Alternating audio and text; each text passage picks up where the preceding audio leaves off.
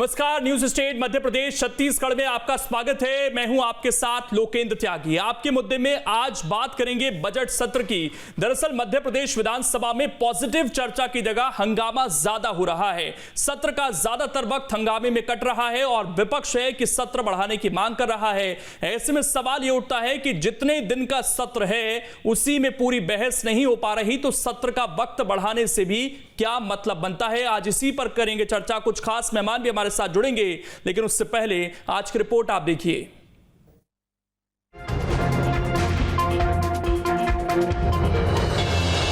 मध्य प्रदेश विधानसभा सत्र का छठा दिन भी हंगामे की भेंट चढ़ गया। विधानसभा में सोमवार को भी किसी मुद्दे पर पॉजिटिव चर्चा नहीं हो पाई।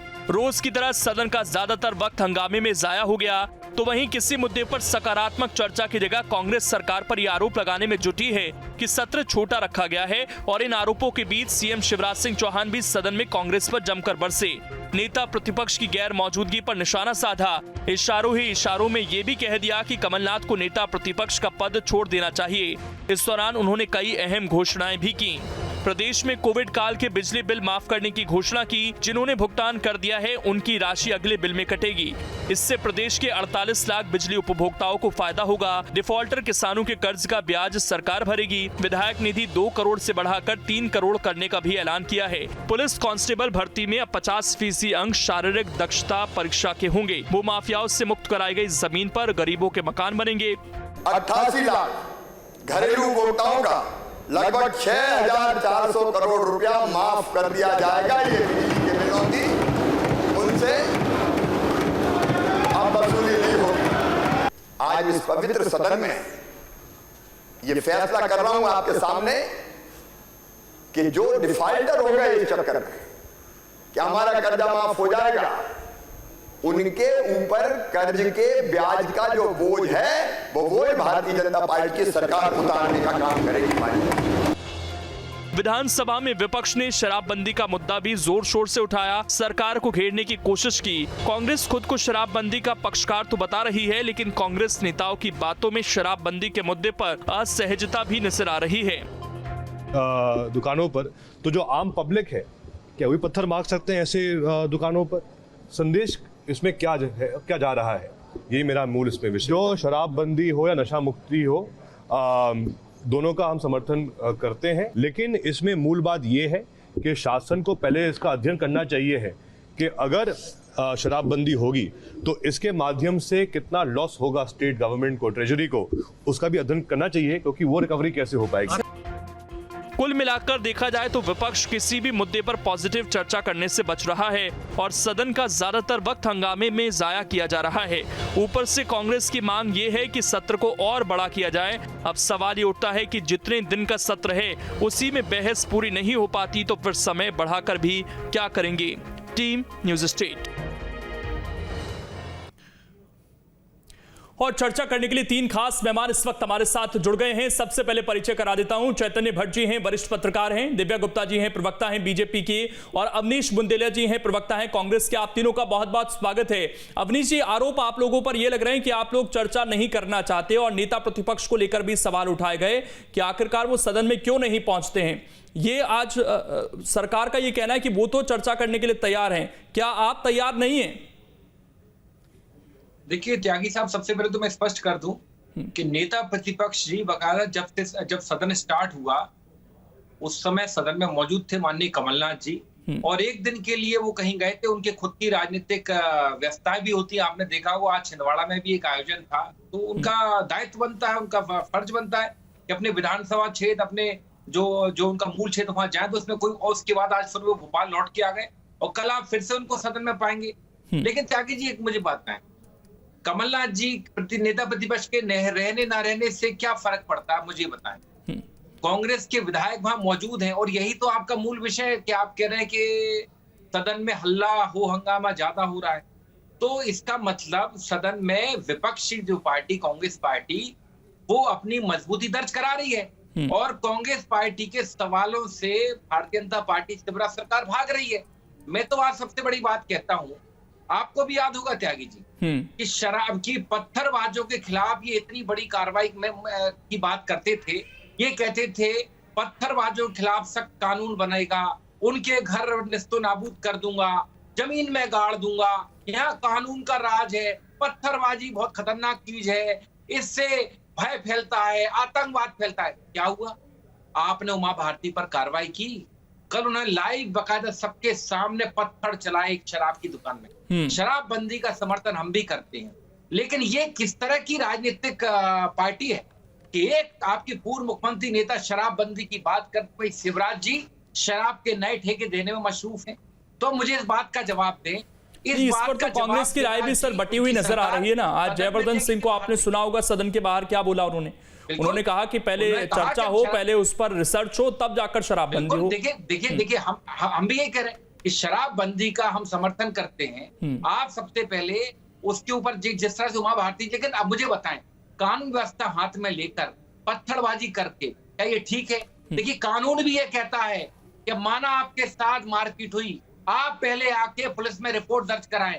आप खुद जज नहीं बन सकते, खुद कानून हाथ में नहीं ले सकते। उमा भारती जी ने क्या किया? त्यागी जी मुझे इस बात का जवाब दें, दिव्या जी इस बात का जवाब दें कि उमा भारती ने कानून हाथ में क्यों लिया। मैं दिव्या जी के पास जा रहा हूँ, इस सवाल का आपके जवाब ले लूंगा मैं, लेकिन उससे पहले मैं एक और सवाल आपसे पूछ लेता हूँ। आप लोग लगातार ये मांग उठा रहे हैं कि सदन का समय बढ़ाया जाए, सदन में समय कम मिला है, लेकिन क्या हंगामे के लिए सदन चाहिए या वाकई मुद्दे उठाने के लिए, चर्चा करने के लिए सदन चाहिए, ताकि वो चीजें छपकर जब बाहर आए तो उन्हें एक आम आदमी पढ़ सके, पत्रकार पढ़ सके, उनका ज्ञान बढ़ सके? हंगामे में क्या पढ़ने को मिलेगा, क्या सुनने को मिलेगा? सर इस बार तो बजट भी सुनने को नहीं मिला ठीक से। त्यागी जी, पहली बार हंगामा नहीं हो रहा है, और अगर आपको याद हो ऑन रिकॉर्ड है, यूपीए जब सरकार, तो आपका भी मत ये है ना, क्योंकि ये बयान में कई बार सुन चुका हूं कांग्रेस नेताओं की तरफ से, आप लोग बार बार सुषमा स्वराज का, अरुण जेटली जी का जिक्र करते हैं, तो अभी आपका भी स्टैंड यही है क्या? स्वराज गैस सिलेंडर लेके गई, नाच गाना किया अंदर, तो साहब विपक्ष की, अगर आप मतलब सदन अब इसी के लिए है ना सर, और चर्चा तो हम टीवी डिबेट्स में जाकर कर लेंगे, यहाँ पर हंगामा कर लेते हैं, एक अच्छी सी सुर्खी बन जाएगी कम से कम। त्यागी जी ये दोहरे मापदंड नहीं चलेंगे। आप एक तरफ सर अब की बात करूंगा ना मैं, पीछे जाकर जो अब इस दुनिया में नहीं है उनसे डिबेट करूं क्या जाकर मैं? क्या बात करते हैं आप? त्यागी जी एक तरफ आप कहते हैं कि विपक्ष दिख नहीं रहा है, विपक्ष अपनी मौजूदगी, विपक्ष चर्चा नहीं कर रहा है, शब्द ठीक से देखिए, विपक्ष चर्चा नहीं कर रहा है, दिख रहा है चर्चा नहीं कर रहा है, फर्क है दोनों चीजों में। मुझे त्यागी जी, हम चर्चा करने तैयार है, लेकिन सरकार चर्चा नहीं सुन रही। मुझे बताएं, कोरोना काल में जो लोग मारे गए, क्या उनको आज तक मुआवजा दिया शिवराज सरकार ने? मुझे इस बात का जवाब दें। आज बात कर रहे हैं, आप फिर से नई घोषणा की, आप 48 लाख बिजली विभाग के अधिकारी, एक्चुअली पता करें 88 लाख हैं वो, आप कितनों को पैसा देने वाले हैं?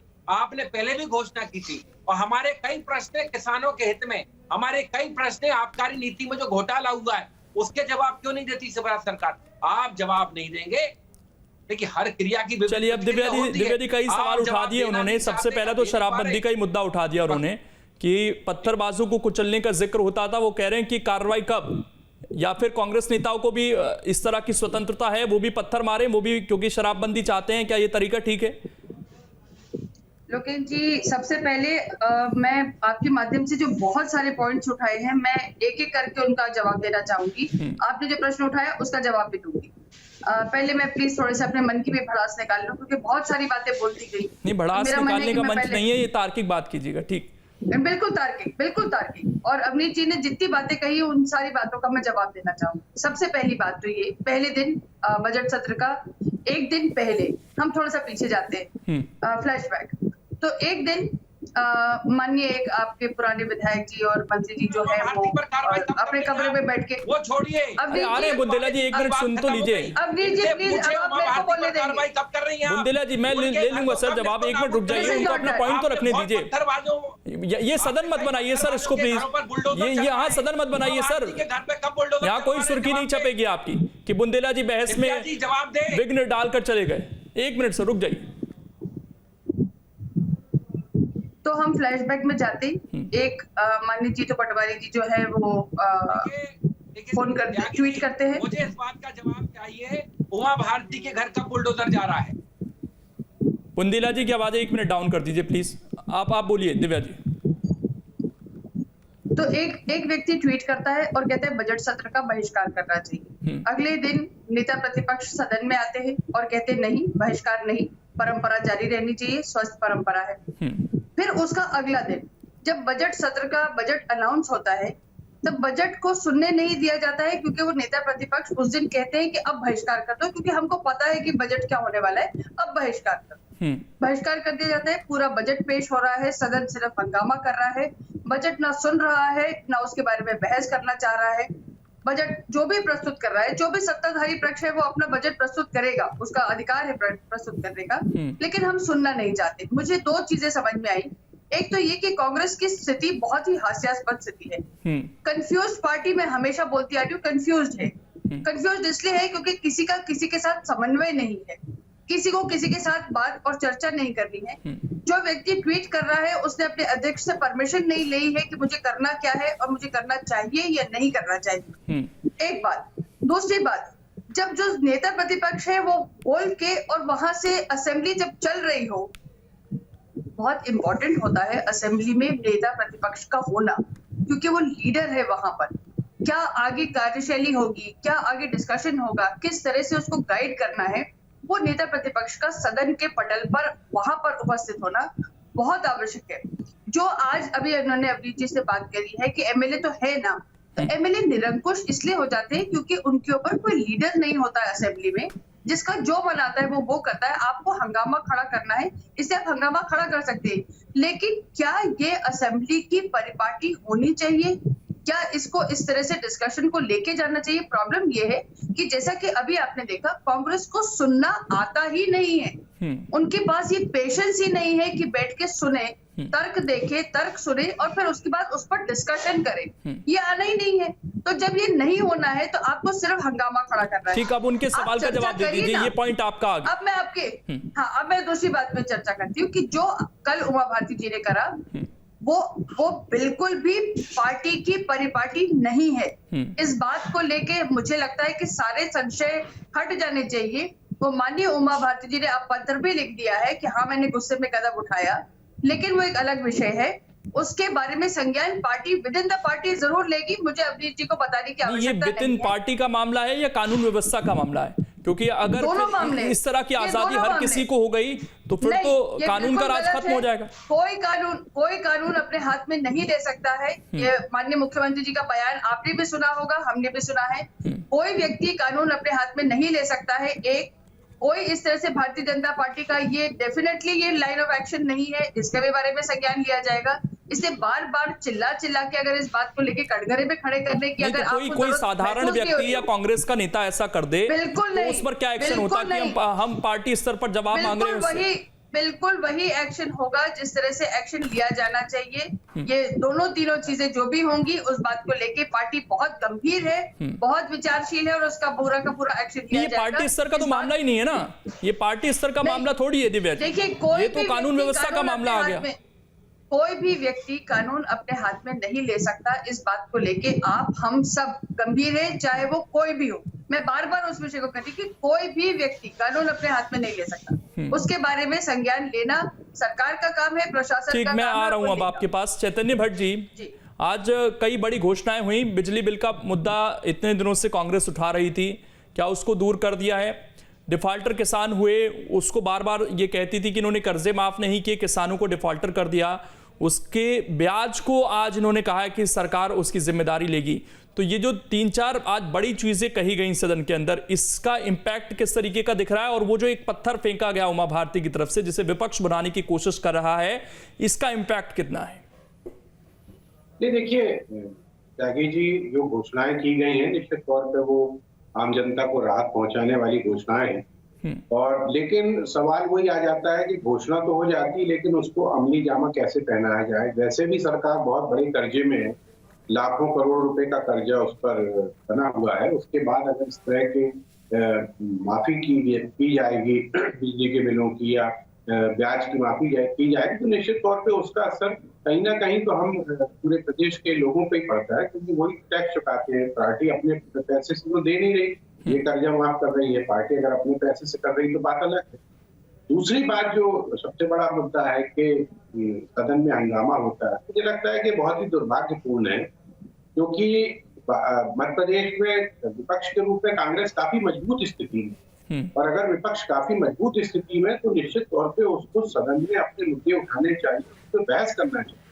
बहिर्गमन से क्या होता है? बहिर्गमन से फायदा ये होता है कि सरकार जो चाहती है कि ये बहिर्गमन कर दे, सरकार के जितने भी मुद्दे होते हैं वो सब बैठ के अपने बहुमत के आधार पर पास कर लेती, क्योंकि सदन में विपक्ष उपस्थित नहीं रहता। तो विपक्ष को चाहिए कि वहां पर एक ठोस बहस करे, एक सार्थक बहस करे, जनता के मुद्दों को उठाएं, और अगर मंत्री जवाब नहीं देता तो उससे पूछे कि आप जवाब क्यों नहीं दे पा रहे, क्योंकि सदन ही एक ऐसा माध्यम है कि जनता की समस्याओं के बारे में सरकार को घेर सकता है। और लाखों रुपया हर दिन के लिए हर दिन खर्च होता है सदन चलाने में, लाखों करोड़ों रुपए जनता का बर्बाद होता है। और अगर इस तरह से बहिर्गमन होता रहेगा या हंगामा होता रहेगा तो मुझे लगता है कि फिर सदन का कोई महत्व नहीं है। 2 दिन चले, 4 दिन चले, 6 दिन चले, 1 महीना भी अगर चलती है, 2 महीने भी चलती है, और अगर पूरे टाइम हंगामा होता रहेगा तो आप कितने दिन चलाते रहो सदन, उससे कोई फर्क नहीं पड़ने वाला। कांग्रेस को चाहिए कि बहुत मजबूती से के साथ सदन में अपना पक्ष उठाए और सरकार को घेरे कि आप इन तमाम चीजों का जवाब दीजिए, क्यों नहीं जवाब दे पा रहे हैं।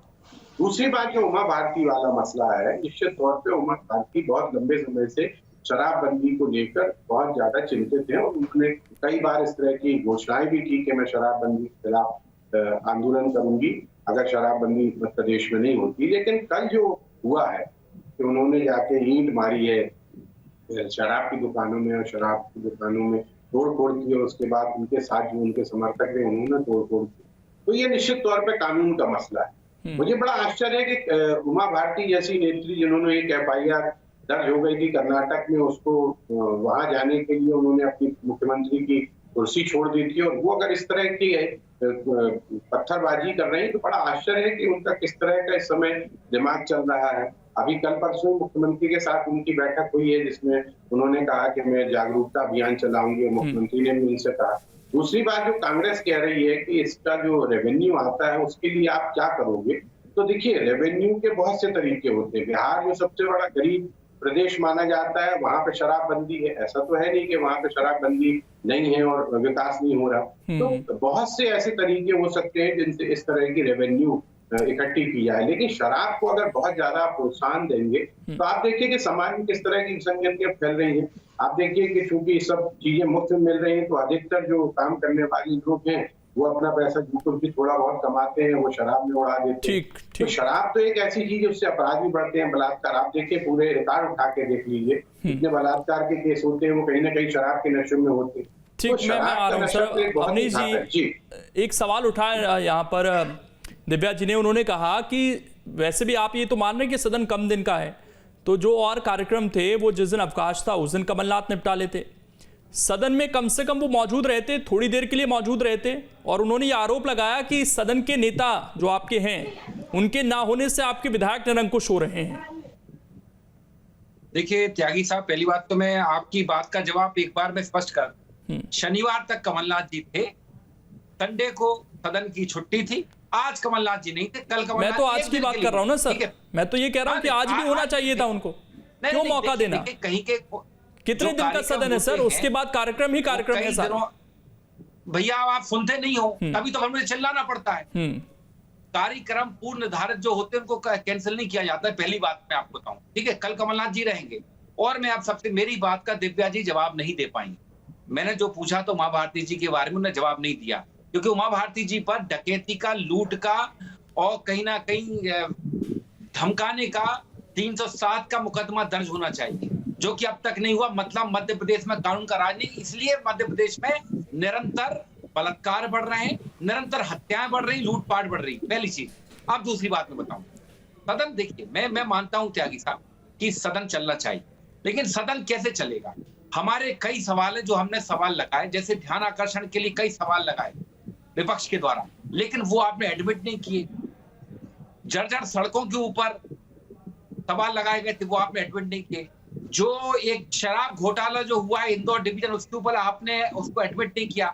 जो लगाया भी तो आपने उसको अतारांकित लगा दिया, तारांकित प्रश्न आपने एक्सेप्ट नहीं किया। तो इससे साबित होता है सदन में गतिरोध जारी होता है। ये शिकायत तो आप विधानसभा अध्यक्ष से करेंगे या सरकार से करेंगे? हाँ, सबकी। एक तरफ आप कहते हैं कि हम सदन में बहस करने तैयार हैं। त्यागी जी, ये चेतन भट्ट जी बैठे बहुत वरिष्ठ पत्रकार हैं, इनको मालूम होगा कि तारांकित और अतारांकित प्रश्न में क्या फर्क होता है। और सबसे बड़ी बात, अगर कोई विधायक विपक्ष का अगर ध्यानाकर्षण लगाता है आप देखें ना, मतलब कांग्रेस की तरफ से 70 से 72 ध्यानाकर्षण लगे, अब तक आपने सिर्फ 2 ध्यानाकर्षण एडमिट की। क्यों भैया, इस बात का जवाब दें। मतलब सरकार किसी भी बात आपकी का सरकार जवाब जहां जहां देना चल रही है बुंदेला जी, वहां जितने सवाल लगते हैं सबको एडमिट किया जाता है, सारे ध्यान आकर्षण स्वीकार किए जाते हैं। छत्तीसगढ़ का डेटा उठा लें सर, वहां भी सदन चल रहा है। इतना समय होता है जितने सवाल लगते हैं उनके जवाब आ जाए, ये बात आप स्वीकार करेंगे? आप मेरी बात नहीं समझ रहे हैं। प्रश्न जो होते हैं विधानसभा में 3 तरह के होते हैं। एक साधारण प्रश्न होता है तारांकित, एक अतारांकित होता है, एक ध्यानाकर्षण होता है। तो कांग्रेस पार्टी के द्वारा जवाब तो सरकार देने के लिए ध्यानाकर्षण लगाए गए, सरकार को जवाब देना है, वो लिखित में देगी या डिस्कशन होगा उस पर, वो पता है, लेकिन जवाब तो मिलेगा आप लोगों को। तो ये सब चीजें जब होती हैं, जैसे आप देखें ओला पाला जो पड़ा, कितने किसानों को मुआवजा मिल गया, उसके ऊपर आपने कोई प्रश्न नहीं। आप मुझे ये बताइए सर, मैं सीधा सवाल पूछता हूं अवनीश जी, आप लोगों ने कितने सवाल लगाए जिनका जवाब आपको नहीं मिला? आपके पास डेटा है उसका कि सरकार ने ये कह दिया हम जवाब ही नहीं देंगे? मेरे पास, डिस्कशन छोड़िए, आपको जवाब नहीं मिला हो, ये डेटा है आपके पास? मैं बता रहा हूं, मेरे पास ध्यानाकर्षण का डेटा है। ध्यानाकर्षण नहीं सर, जो आपने सवालों का जिक्र किया, आप तारांकित और अतारांकित की बात करें, उसका जवाब दीजिए। नहीं, ध्यान रखिए। नहीं, उनका जवाब अगर सरकार नहीं दे रही है तो फिर मैं पूछता हूं। मैं वही कह रहा हूं, मेरे पास आदरणीय, मेरे पास ध्यानाकर्षण का डेटा है कि 72 ध्यानाकर्षण हमने लगाने का प्रयास किया, जिसमें से सरकार ने सिर्फ 2 एडमिट किए। तो आप पता कर लें, चेक कर लें, शायद दिव्या जी को ज्यादा मालूम होगा। तो मैं वही कहना चाहता हूं कि जब आप किसी बात पर चर्चा नहीं करना चाहते।